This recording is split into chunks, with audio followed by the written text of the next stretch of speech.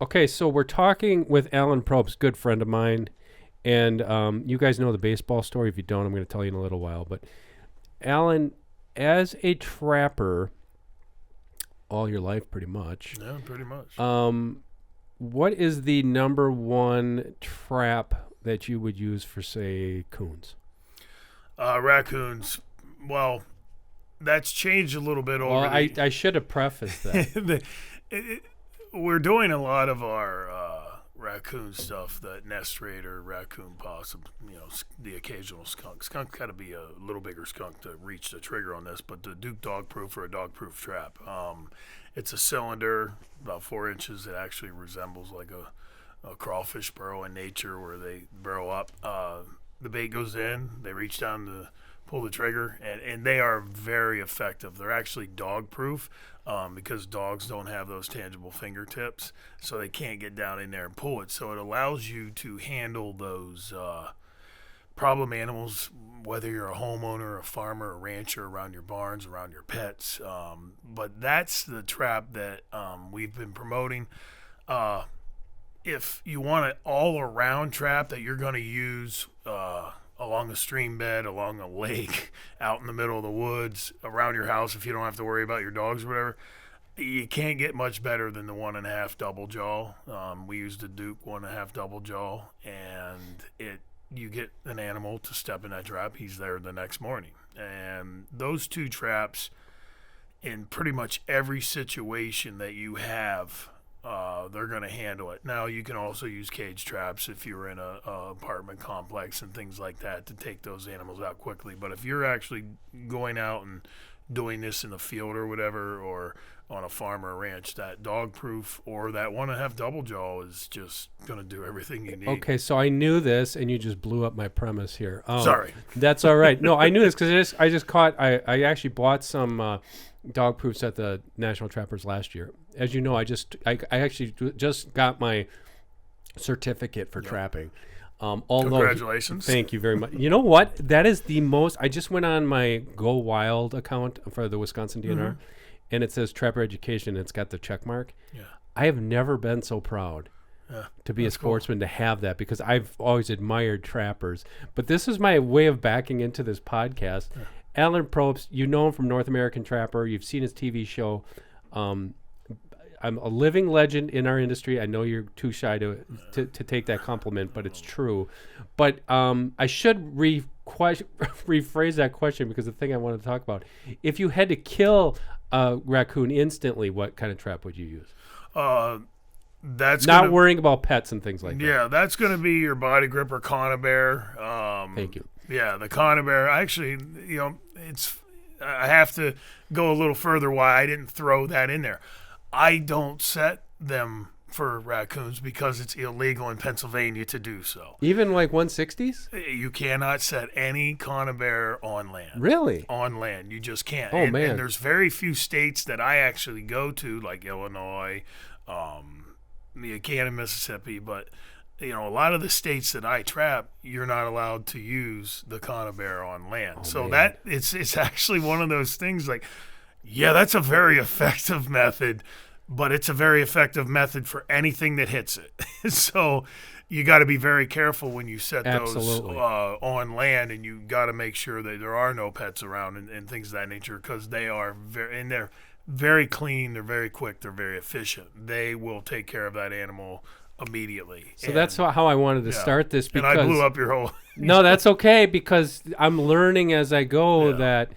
And I know that states have other regulations than what we have, but here you cannot use a 220 unless it's recessed far in a bucket. There's all sorts of rules and how big that bucket opening can be, and very deadly. And that's actually how I learned to catch coons. No, it's very 220s with buckets back in the day.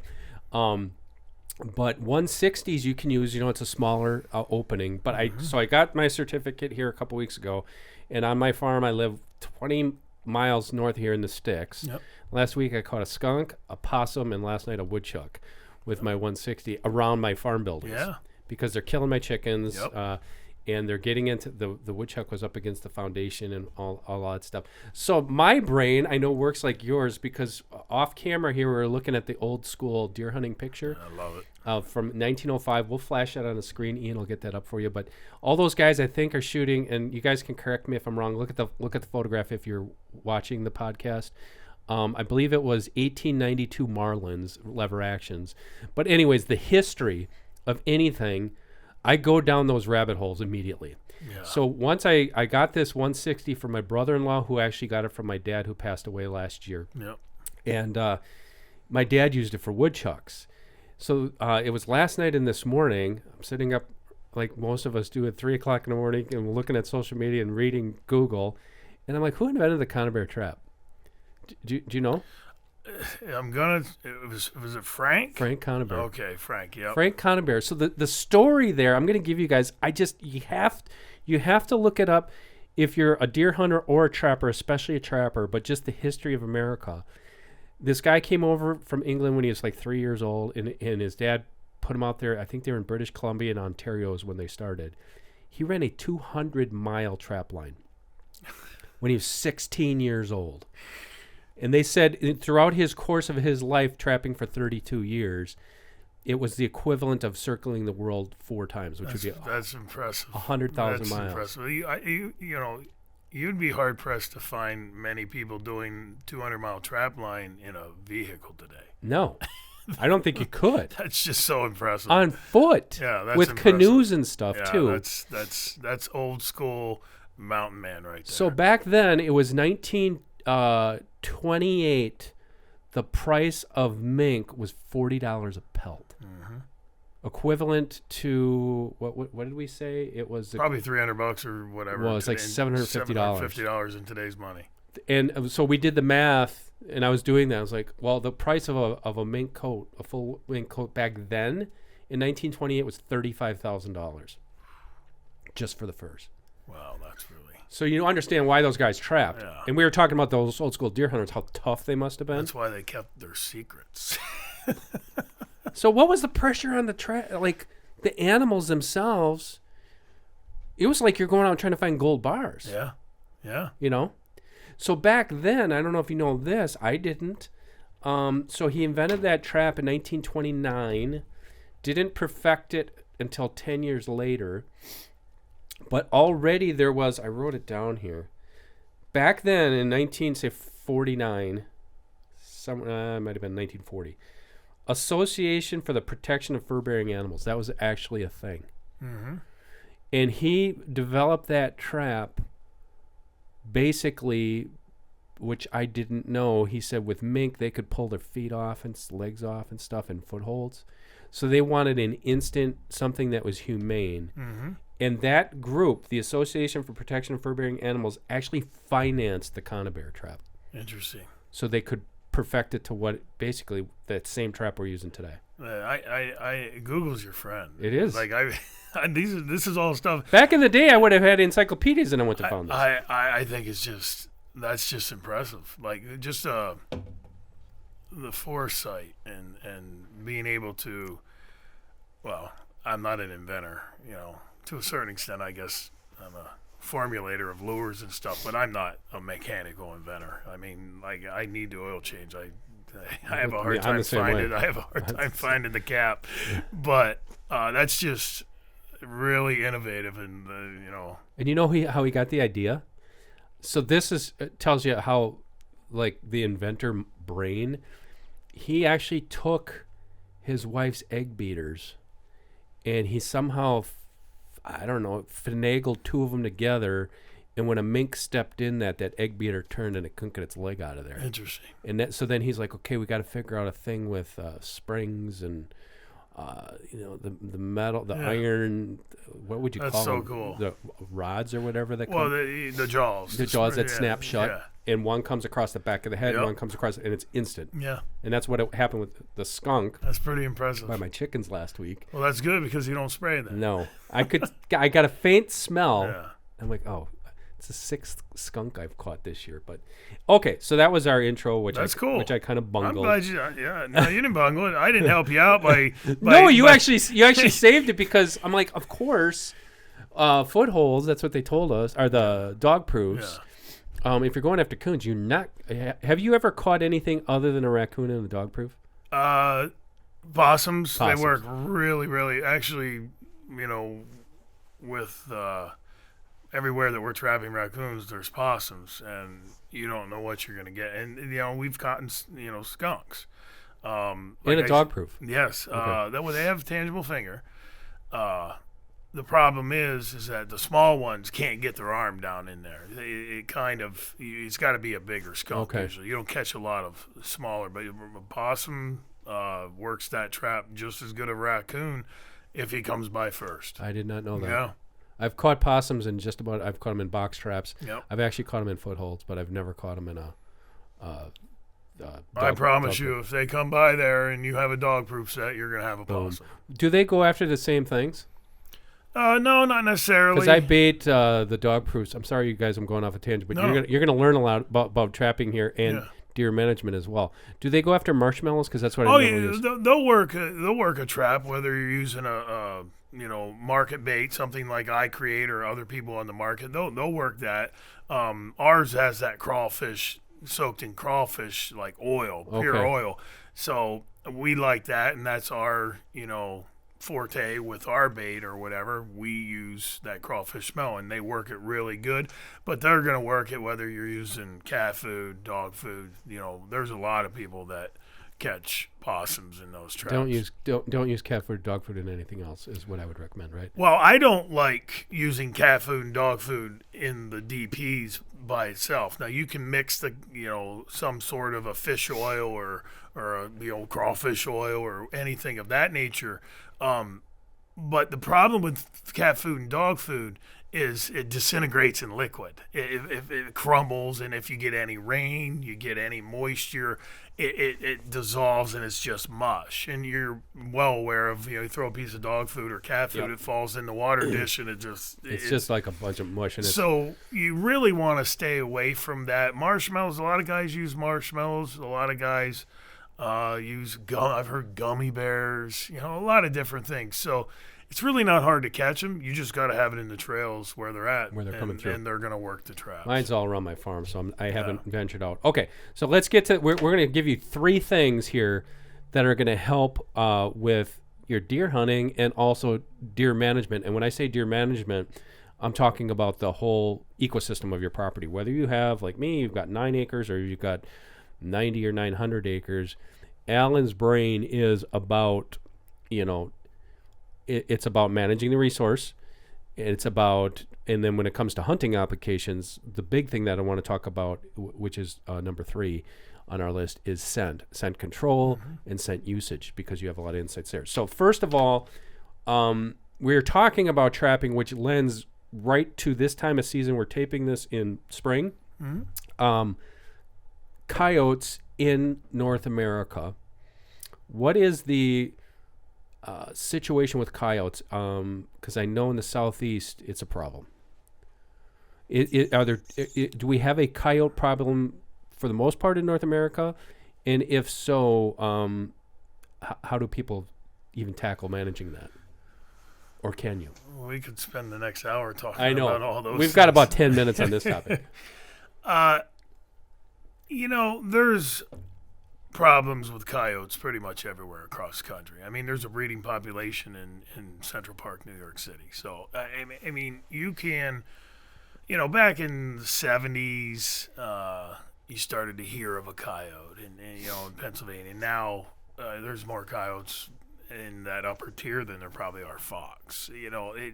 Guys. So you really didn't have coyote populations in PA? My father caught one in 1977, and it was such a big deal. Really? He was in the newspaper. Oh my! They sent the skull to the university or Penn State University to actually do DNA tests on it to see if it was a coy dog or if it was a pure coyote. And it came back 100% coyote. And he ended up catching another one in the same exact spot in 1978.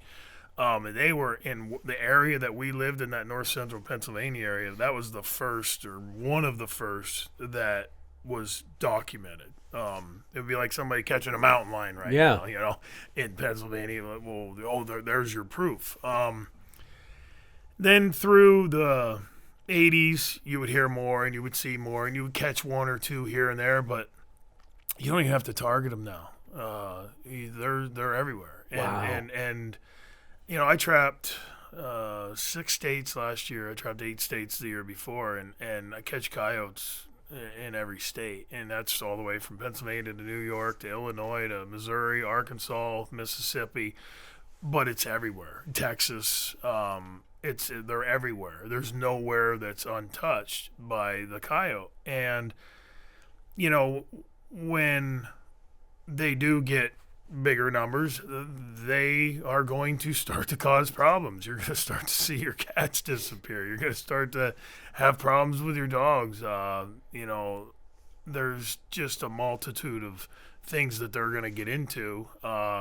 And I've heard people say before, if the world ends in a nuclear bomb or whatever, there'll be 2 things left: coyotes and cockroaches. That's true. It really, and I've seen studies, and I'm gonna try and remember exactly what I read. It would have to be, obviously vetted, but you could take. I think the study was done, or the article I read was, you could take 75% of the coyotes every year. So you take 75% of 1,000. Now you're down to 250. You take 75% of those, 75% of those, 75% of those. For, I think it was 27 years. I think it was a 30-year thing that they were saying. For 27 years, you take 75% of all the coyotes, and you're down to, small number of coyotes in that area. Within 3 years, they're back to where they started or above. That is insane. And like I said, I'm remembering this. I don't have a source for this, but it's out there and it's close to that. We'll source it, yeah. But it's kind of a never-ending battle for a lot of these farmers and ranchers that are trying to whether it's sheep or lambs or they aren't going to go in there and decimate them, but they're always picking off, especially this time of year in the brooding season. They want to come in there and try and get some free dinner, but I think they're here to stay. They're definitely here to stay.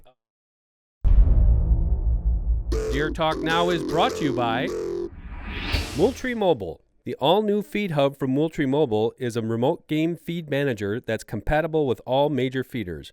Remotely check feed levels, schedule feeding times, and instantly dispense feed directly from the Moultrie Mobile app. For more information, go to moultriemobile.com. One thing I wanted to add to that, there's a couple things I want to actually add to that, but there's 2 schools of thought here, and I'm going to give you my opinion. The schools of thought are there's no such thing as a good coyote unless it's dead, among a landowner. And 2, on the other side is like, well, you shouldn't even try because of that, because they are so prolific and you're really not going to do anything. I disagree. I think somebody who has their own deer hunting property can manage that resource enough to actually help their deer hunting. What do you think? I agree wholeheartedly with you there. I don't fall under the premise that every coyote is good if it's dead. We have to have coyotes. We have to have coyotes. Just like we have to have wolves. Exactly. And there's a certain percentage that are the only good coyotes, a dead coyote. And that's those people that have to deal with them for their livelihood a lot of times. Ranchers, farmers. If you're living in the city. Exactly. So, but I fully agree with you that it does really, especially if you're on your specific property and you're managing your 20 acres or you're managing your 50 acres or 100 or 500 acres and you're managing those smaller parcels of land. Or bigger parcels. It doesn't matter. If you have a bigger parcel, you're going to have to put more work into managing that land. But if you have that 50-acre, 100-acre, 250, 500-acre lease, you can manage that property by yourself. And if you take a coyote out of the equation, I can guarantee you he's not taking a fawn next year. I can guarantee you, and you've all seen, I'm sure, the Facebook posts where they'll have a picture of dead fawn, dead fawn, dead fawn, dead fawn. It'll be 15 Yep. or 17, and then one coyote. A den is responsible for 17, average of 17 fawns brought. I don't know what their study is or what their information, but that's happens. So whether it's 17 or whether it's 2, so you can be effective as your own land manager or your own steward of your own land and get out there and catch a couple of them. And if you catch a few raccoons in the process and a few possums, you're relieving that pressure off of your ground nesting birds, not only turkeys but grouse and all the different things, and pheasants, as well as your deer herd. And it gives you, it's I think a lot of times, not just us, but a lot of people throughout the industry, I think we get caught up in too much of the science aspect a lot of times of what we're doing. Well, you got to do this because you got to, protect your animals, and we got to have better turkeys. And that's all fine and dandy. Don't get me wrong. That is great. That's what my whole infomercial is based on. But there's another aspect of this that I think gets pushed to the wayside and not recognized by as many people that they should. And trapping extends your hunting season. Trapping allows you to go out there, go one-on-one with nature. It allows you to go out there and have another activity that instead of sitting on the couch in late December or early January, you got something to do, and you're going out there and matching wits with a coyote, you're matching wits with a fox or beaver or whatever you're doing. And we kind of, and it's not just this, it's deer hunting, it's the all the products, and we got to do this.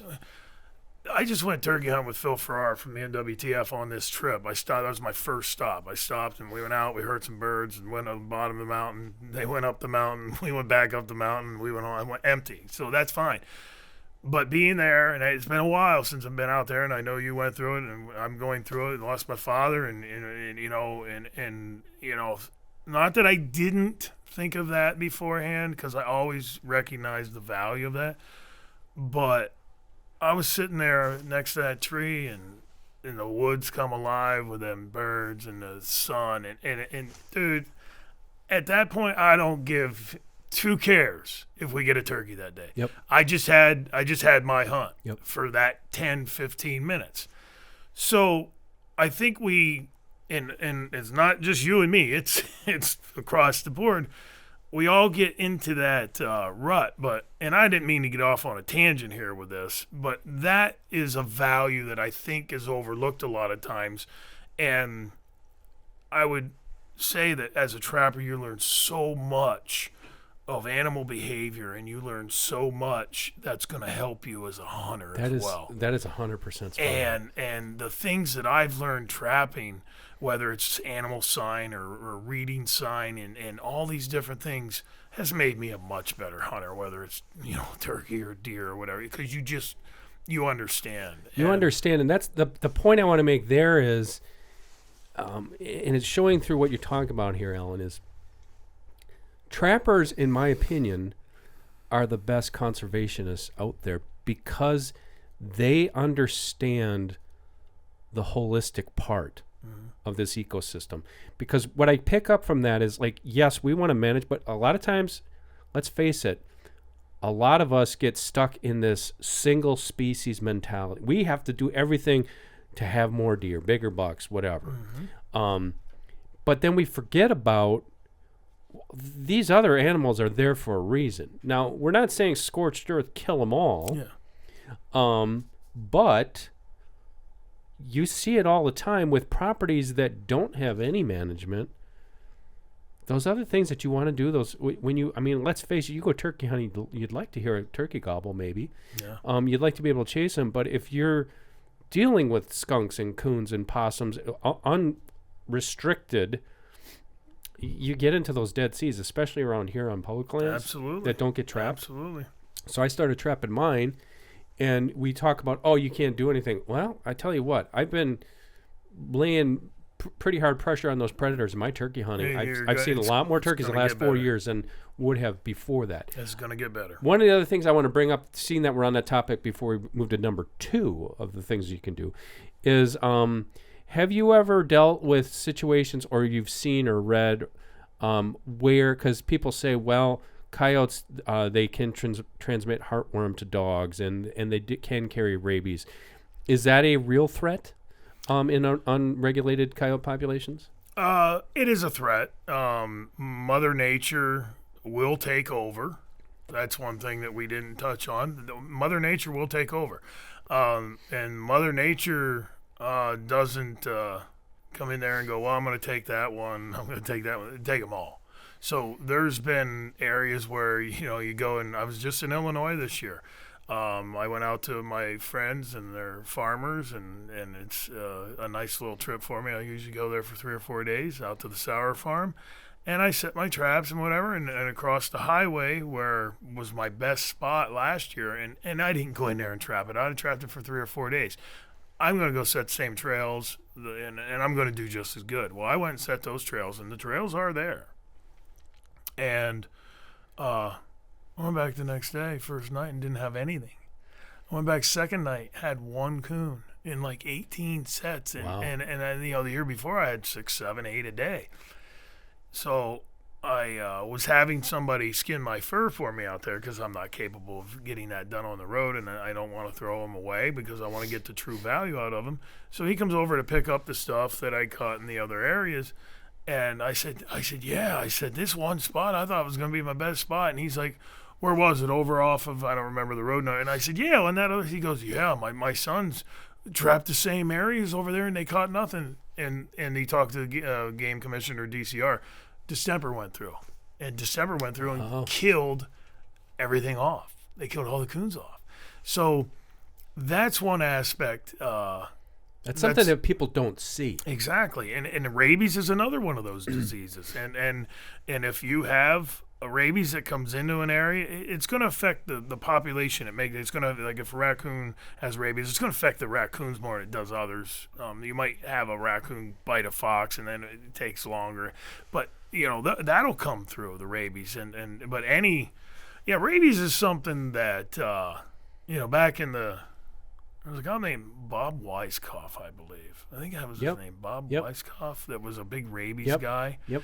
And my poor dad ripped his ear till it was bleeding.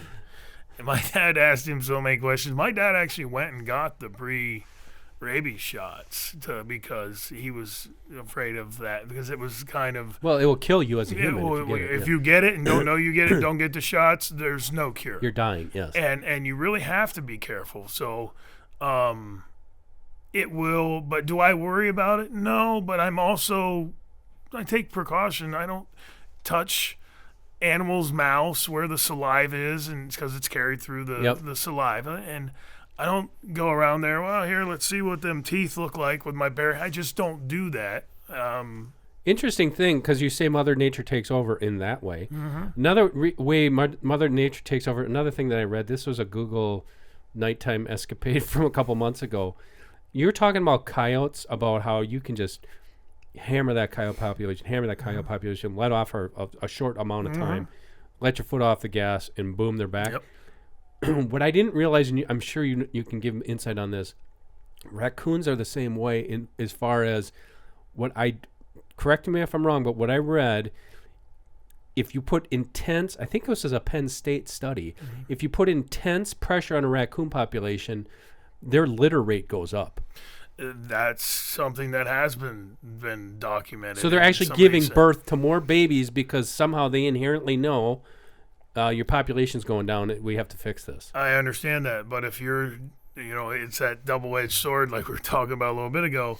If you're doing your job on your property, that doesn't matter because you're going to be taking them out of your equation. Now, if you pound them for a couple years and people are like, well, we've caught most of the raccoons and now we're going to have turkeys. No, this is a ongoing effort. And it's not like you have to trap harder every year because they're having more and more in their litter. No, you're keeping them low. and you're going to be able to control that population on your acreage that you have, whether it's 20. I mean, one person indirectly should be able to handle 500 acres. Anything under 500 acres, or even up to 1,000 acres, depending on how much you have cut for 4-wheelers and stuff, and they should be able to handle that pretty good.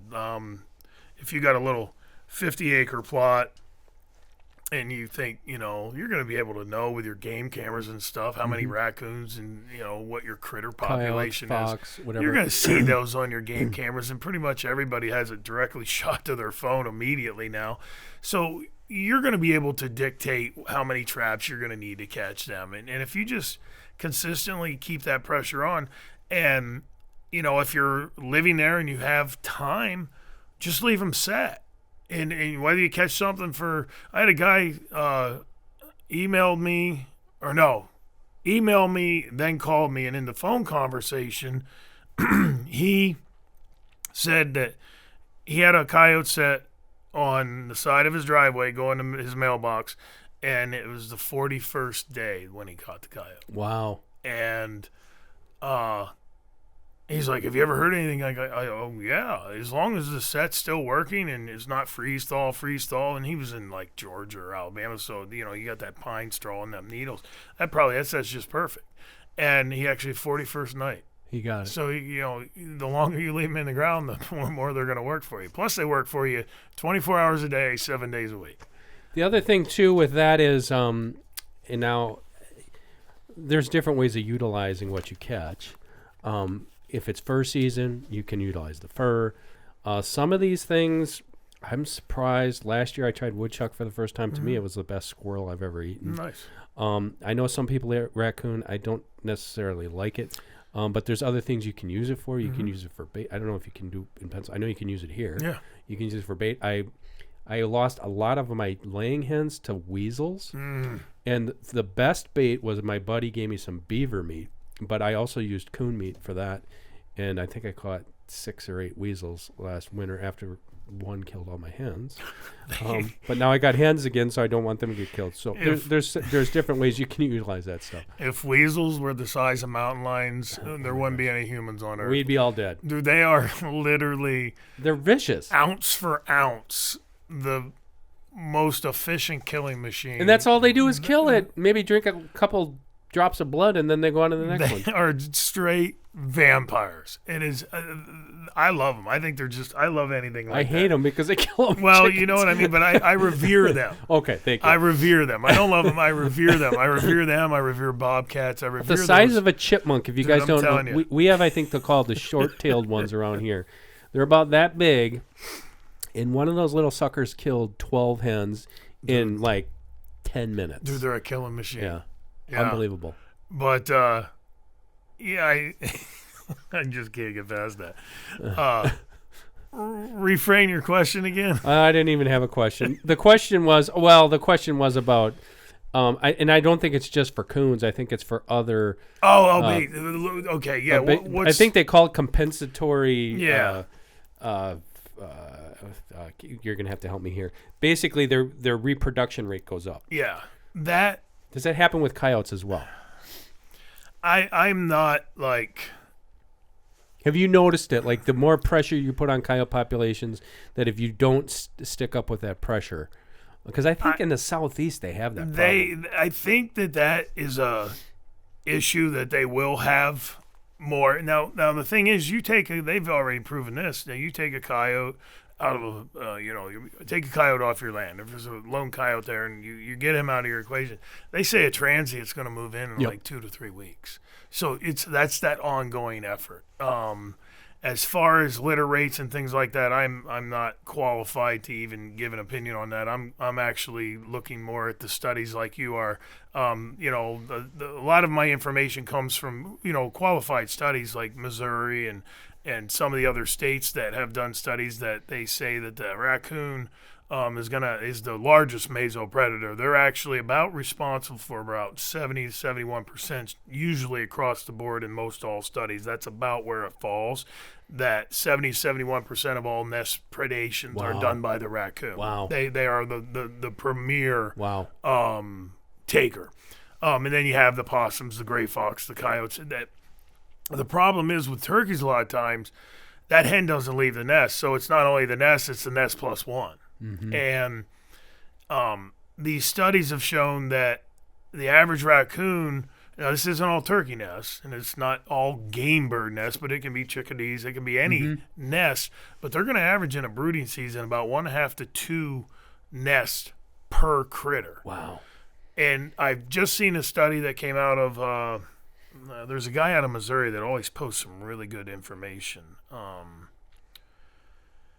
The study basically showed that raccoons and some of these nest raiders are actually proactively looking for nests now in the brooding season. Mm-hmm. They've learned that, well, this is the time we go, because the populations are higher, less food, they're actively searching out ground nesting bird nests. That's crazy. In the brooding season. So how do you seeing that with deer how too? do you combat that? Well, you combat it by trapping and trying to take as many of them out of your equation as possible to relieve some of that pressure. Managing it. We see it with black bears on fawns. We have a video, Ian, see if you can find this. Sarah's got it, of a skunk taking out a fawn here this week. Really? I've never seen that before. That's interesting. It had it by the neck just like a cat would have, like a bobcat or a mountain lion, I guess. But a skunk taken out, and it was a newborn fawn. Really? Now that's, I'm sure, very rare. For the fact somebody Still got it happening. on video, but it's happening, and that's just another thing to help manage. Don't kill them all. No scorched earth. Okay, number 3. I'm going to try to keep this to within our normal time range, which I think we're going to have a hard time with. Okay, so we talked about coyotes and deer. We talked about other fur bearers just on the landscape. I want to move to scent. Mm-hmm. Scent usage is something that I think fascinates everybody if you're a deer hunter, especially a bow hunter, but also scent elimination. And I know you and I talked about this last time you were on the podcast, but let's talk about scent usage because as a trapper, I know that's got to be your forte. If you're a good trapper, you know how to have to use scent to lure animals. How does that work when you're deer hunting? Just outside of just the putting up a mock scrape or something like that. I know we try to say scent free, but what is your approach on using scent when you're deer hunting? Well, deer are actually one of the easiest animals to attract with scent. They do respond to scent well. I learned that with Johnny Thorpe when we were showing that when we did the video of making your own deer lure. You take a pair of buck testicles, you tincture it in Everclear vodka, you add some Tonquin musk and glycerin, and it forms a really sweet smell. It's pink, and he said that will work because you're using straight buck gland, and that's a scent that just is going to attract not only the bucks but the does. And because deer are very curious. I mean, how many times have you been in the woods and they'll pick you out? And I don't know how they pick you out, like they pick you out a lot of times, but they'll pick you out and then they pull that look away and then that quick head job up, and as a hunter, you know exactly what I'm talking about. But in that process, you'll see them work around you and whatever, but they'll do that with your scents too. They're curious. They're very inquisitive. For his prey species, they're more inquisitive than a lot of other prey species. Mm-hmm. Probably because they can run 50 miles an hour. But I think that deer are actually one of the easiest to attract, but one of the hardest to fool too. So what, on attractants, what would be your go-tos for attracting deer? Something sweet. Yeah, I think something sweet. There's a couple. They're not close friends of mine, but in the circles that we run, I know some people that do their own specific. They do deer scents, and that I think the public a lot of times gets caught up in. Well, it's got to be corn scented, and that's fine. Corn scent works and whatever, but those fruitier, the persimmon, not that that's fruity, but those different oils and essential oils really do attract deer. And the one guy in Pennsylvania, I know he just is a big believer in scent for deer. And, I think the one thing that we as outdoorsmen and all of our different fields, as time goes on, we learn more about these type of things that are successful, and it just makes it much easier to put that into your repertoire. And I think a lot of scents that obviously if you're in the rut, a deer's scraping and he's running his scrapes, his mock scrapes, and you get, Tink 69 and those, and I know the guy personally that made Tink 69 for years, Mike Marciata out of Pennsylvania, and the guy's a master lure maker. But he formulated and made all of their Tink 69 for years. What are your thoughts on that as far as urine-based scents with everything now, with regulations and all that? See, that's the thing. You get into different states and it's different regulations. Like in Pennsylvania, we're not allowed to. You can't use any. You can't bait. There's no. Do you have a feeling on that? I understand. I'm not gonna, say that I don't understand the no baiting policy. I do understand that they think when they make these rules and laws that it's going to help the herd. Now, being somebody who's traveled and did television for 15, 20 years, bear hunting in Canada and in Maine and all these different things, I also, on the other side, don't have a problem and actually like baiting, because what it does, if you're a true sportsman, it allows you to gauge and examine any animal that comes by as to whether that's what I want to harvest or I don't. If you're not baiting, you see a flash through the laurel and another flash through the laurel, and then you see a big rack. Well, you may shoot that deer, and it's not the deer that you really wanted to get. But if they were working to come just grab a couple nibbles of your corn or your apples or whatever, that allows you know that's not the deer. Thank God, I'm glad I didn't shoot that deer. And then you get the opportunity at the next. So I see both sides of the equation. There's always going to be those bad apples, but across the board, I wish that these agencies, a lot of times in all states, would trust the true sportsman enough that they're going to make the right decisions while they're out there. If that makes any sense. That's getting a lot farther down the road and deeper, giving people their own, you're policing yourself. But I think and as we get going and get older, really the only people that are staying in these niche kind of groups are really truly passionate about not only going out and we're not mostly not in stage 1 or stage 2 as a hunter. We're in stage 4 and stage 5 because we're older and less people coming in. And I would like to see them maybe give us a little more of our own decision-making processes and be able to do those little things. That's probably the best answer to that question I think I've ever heard. My view on it is I think that the science is there that, a lot of states have banned urine. Pennsylvania, you mentioned. Mm-hmm.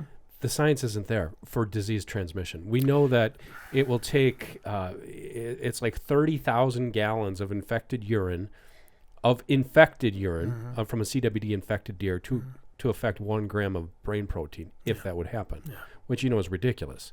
So then they say, well, there's a chance. I'm like, well, yeah, there's a chance I could step out here and get hit by a meteor today, but that's not going to happen. And the thing is I don't mean to interrupt you, but Pennsylvania, you bring up Pennsylvania, we have all these deer hunters, but we're not deer hunting in Philadelphia. But Philadelphia has the highest population of deer per square. Wow, really? Well, you can't go down there. There's deer everywhere down in that Philadelphia region, Bucks County and all that. And no pun intended. It is Bucks County. That's where Pennsylvania. No pun intended. Wow. But there's deer everywhere, and that. Well, then why aren't you doing something to cull that herd if that's what happens when deer get all around and eat the same food and whatever? It's just. We've had 25, 30 years of this moving across the country, why are we not following what's working in other states? That's, I'm not going to get into some The chapel politics. is burning and we're not doing anything. Okay, so it's crazy. Okay, I don't want to cut you off. No. He's Alan Probst, North American Trapper. Check it out on Pursuit, Facebook, Instagram. Your website is NorthAmericanTrapper.com. That's where we pretty much have all of our products for the new. It's set up for the new trapper. We have the kits, the starter packages that are actually set up for anybody that wants to get into it. We've got packages that you don't have to, remortgage the house to get started, and it gives people a chance to get out there, try it, see if they like it. Each one comes with a DVD and shows you exactly what to do. But his DVDs are the best, by the way. His how-to videos on trapping. Just in case you guys are wondering, yes, we still produce the Trapper magazine, formerly Trapper and Predator Caller. We are partnering with Alan on content on some of these packages, so you can look forward to that this year. And then also you mentioned Thorpe Scents. Yeah, Johnny Thorpe. So are those going to be available as well? I had the opportunity on this trip out to the west and to stop here. I had the opportunity to purchase the Johnny Thorpe lure line. Congratulations. I appreciate that. It's kind of near and dear to me. I spent from 2005 to 2015, I spent about 10 over that 10-year period, I spent about 6 months combined of my life with Johnny, whether, I was filming, because I filmed all 13 of his DVDs and stuff.